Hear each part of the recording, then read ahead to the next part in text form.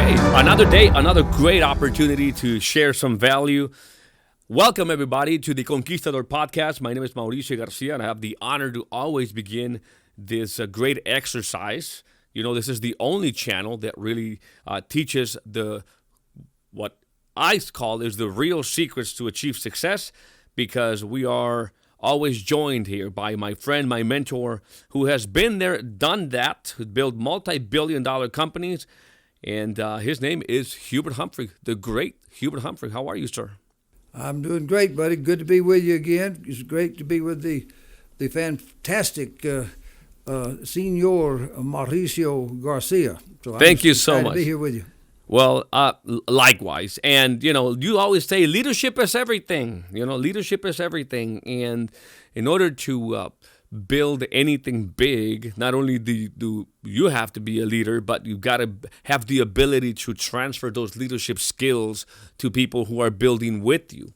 And so what have been your techniques? What have you relied upon and that have made you so successful in being able to build, to create leaders, whatever the best way to say that? Mm-hmm. Well, that's really the secret of what happened in when we built as we built A.L. Williams company, which became the big Primerica Financial, which today exists, $6 billion market cap company, been there 40 plus years. The WMA World Marketing Alliance, which became World Financial Group Transamerica, as we built and sold that. All those things were built. They were built to last, and it was all the whole genesis of it was that we had a leadership building system, we call it a leadership format system, and it was designed. We treated everybody that joined our business was treated as a leader until proven different, and if we could align them with the system, that was transferring leadership to them just by getting them aligned with the steps 1, 2, 3, 4, 5, 6. It just letting the system save them. It automatically, it's like putting a leadership chip, embedding a leadership chip in them, and they now had a chance to go do something, and they could go and recruit some people and put them into that same system, and everybody could just follow. So that was the key. A lot of companies out there are personality driven. They have one strong so-called leader at the top, and he's got a bunch of underlings or peons out there, and they move and all this kind of stuff.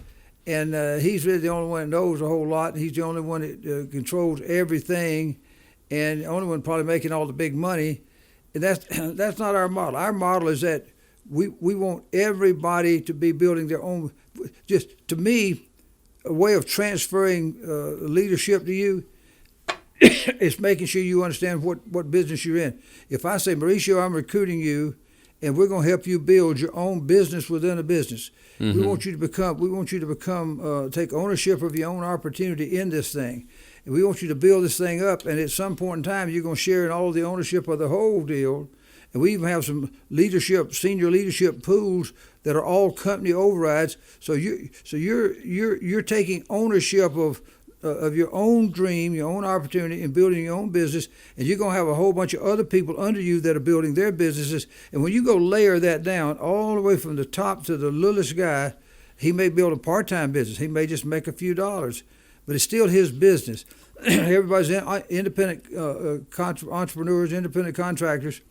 That thought automatically at birth transfers leadership to you. When you are born into a business thinking that, man, this is mine. Now, I happen to be in this giant co-op, and I've got by being in this big group, I got a lot of things going for me that I don't have to worry about.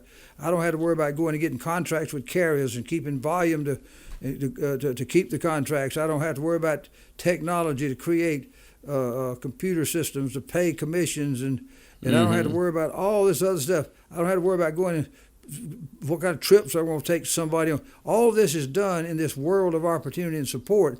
But I am the owner of my opportunity. In fact, one of our key positions as you move up the ladder, you can become a CEO MD, a CEO marketing. Not that you're the CEO of the company, but you're the CEO of your own life, your own dream, your own opportunity. So that kind of spirit is where the leadership starts to get transferred at birth. And then we do, as we're going along in the business, I preach something called overlapping leadership. It's kind of like it's kind of like a taproot of a great tree up under the ground.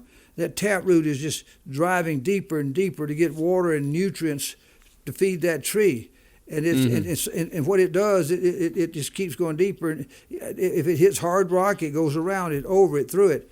And since it knows it wants to increase the speed and increase the probabilities that it's going to get those nutrients, a taproot usually, if you pull a giant taproot out of the ground, if you could pull a tree out of the ground, it's got roots which have sub-taproots, which have sub-taproots. You see what I'm saying? It's a bunch of taprooting going on.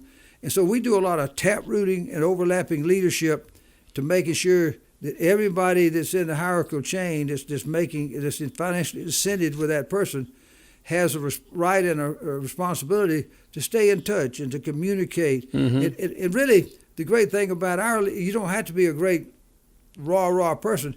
Just remind those people at all levels that the system is their savior.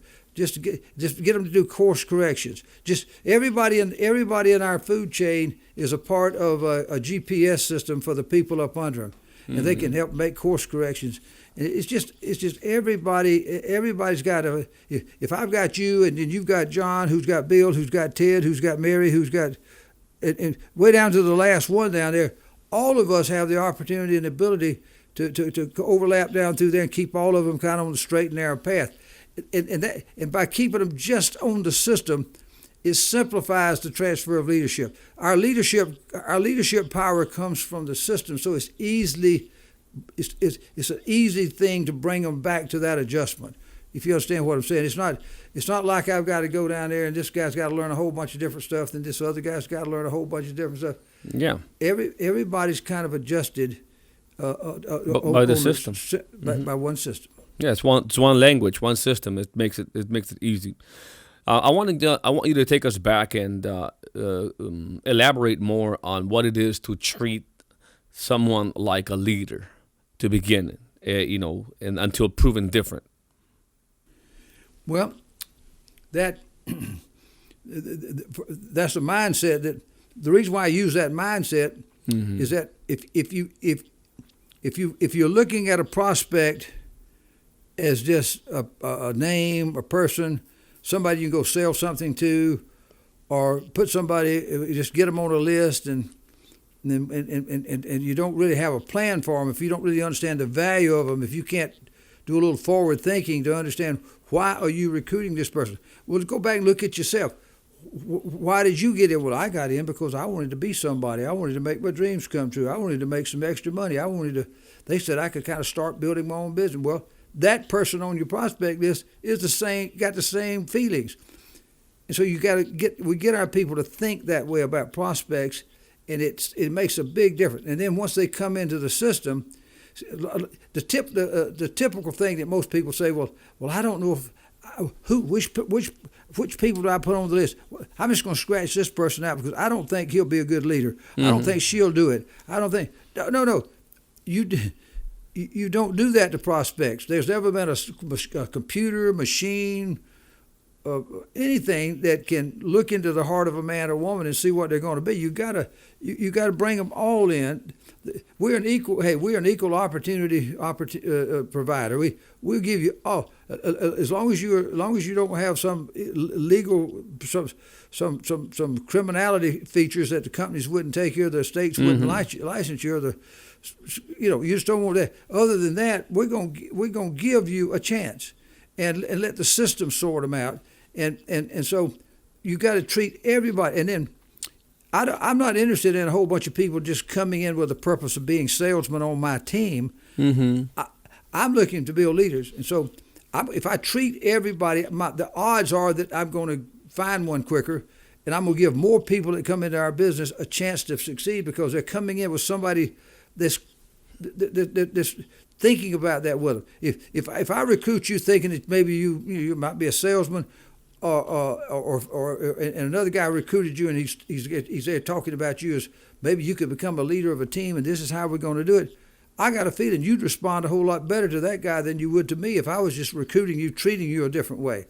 So that's why I want everybody to think about every prospect is a recruit until proven different, and every recruit is a leader, like we call it an RMD until proven different. And that means that let's put them in there, let the system build them, let the system help build the team, and it sort of sorts the people out, and it's not us doing it. And now we just treat everybody the same. There's small leaders, there's big leaders. Some people can't even hardly lead themselves. Right. That's why they need a system here. So it's all that's our big philosophy the key to transferring leadership really. It starts with you. Make sure you are a good leadership example or master copy that people can copy. And, sure. and just the simple act. See, in our business, you're paid to imitate, not create. And if you go back to the Think and Grow Rich book with Napoleon Hill, he's got a great nugget in the middle of that book. It says, the fastest way for you to become a millionaire or super successful is to find one and copy exactly what they did. So that's a simple formula that he gives you that all great leaders that they've examined over the last 150, 100 years in all phases of life, the great secrets of those successful people that they had in common was several things. He's put them in the book. And one of them was that they were great copiers. They were great followers. All great leaders are great followers. And they were good copies. Now, the secret is watch out who you copy. And find somebody that's accessible that you can copy. And do they have a copyable system? Now you can find multimillionaire out there, or read about him in a book, but he's in an unduplicatable business. You just can't. You can duplicate some of the things that he might have done in his life, but you're not going to probably be able to do what he did. As that was sort of a one of a kind deal. So you want to make sure you got a highly duplicatable, highly transferable model with a system that I want to be the model, a model that the most people from all walks of life can copy. That was sort of why we came up with this system way back. Is that I didn't want to just have select special people that could copy this. Because if that was the case, I'd have never got in. Who was going to take an old railroad conductor that dropped out of Georgia Tech after 2 years, married 4 kids, struggling, 17 years on the railroad? What are you going to bring? Being on the railroad, and he's going to build businesses? He's going to be a great star in the financial services? No. A system saved me. And that's why you got to give everybody a chance. That system does that. It helps. All I know is the system made me a leader quickly, and I acted like one. I mean, I hadn't been off the railroad 2 weeks, and I was acting like I was somebody. I was talking to people out there about what I was going to do, and hey, come join me. And I had a couple of people on my team. They couldn't tell if I'd been there 10 years or if I'd been there a day, because I was acting like I was a leader. Why? Yeah. I was telling them what to do, because I was telling. You know why I could tell them what to do? Because I was telling them what I was doing. Mm-hmm. Do it. You're being a do it first leader. Yeah. And I can see how. I can see how, coming from an employee background, first assembling cell phone batteries for obviously a cell phone company, given the opportunity to be in business by myself, aligned with the system, it made me feel different. It took something out of me that I didn't know even existed, because going from an employee mentality to now, running your own business or being in business, it changes your mindset. Mauricio, the strength that strength can be a weakness. Because when you're working as an employee, you're sort of a technician. You're doing specific things that you're assigned to do. Yeah. You're renting your body out, and they're paying you X amount of dollars for every hour or whatever that you're renting your body out to do specific things. And you're probably creating your own little space there over and over and over again. Well, to be successful in business, you now got to go out there and get rid of that mentality, instead of being just a doer of something you're assigned to do. But you've got to now go be the person that's running that system and getting people to go follow the systems and be their own boss, and it's just a different game. And what happens? Most people fail. One of the reasons they fail is that they don't have a system.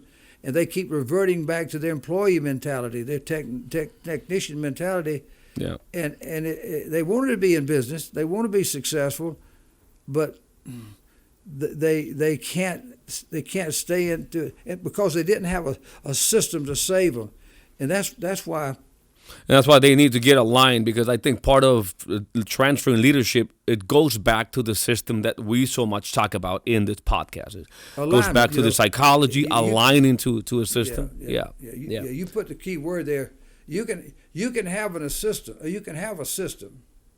but if you can't keep your people aligned with the system and they're straying all off, then it's no good. You can be Apollo 11.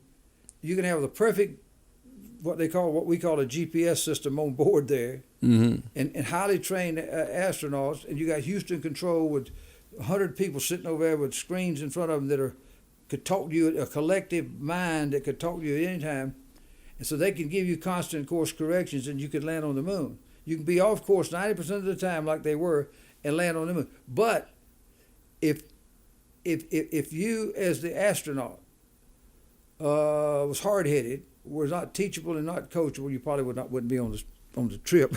But let's just say you were, and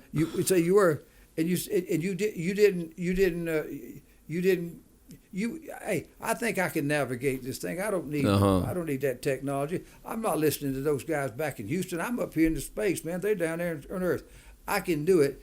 Next thing you know, you're roaming out there, and you're gonna get so off course that by the time, if you ever did get back on course, you've used so much fuel, you've doomed your flight.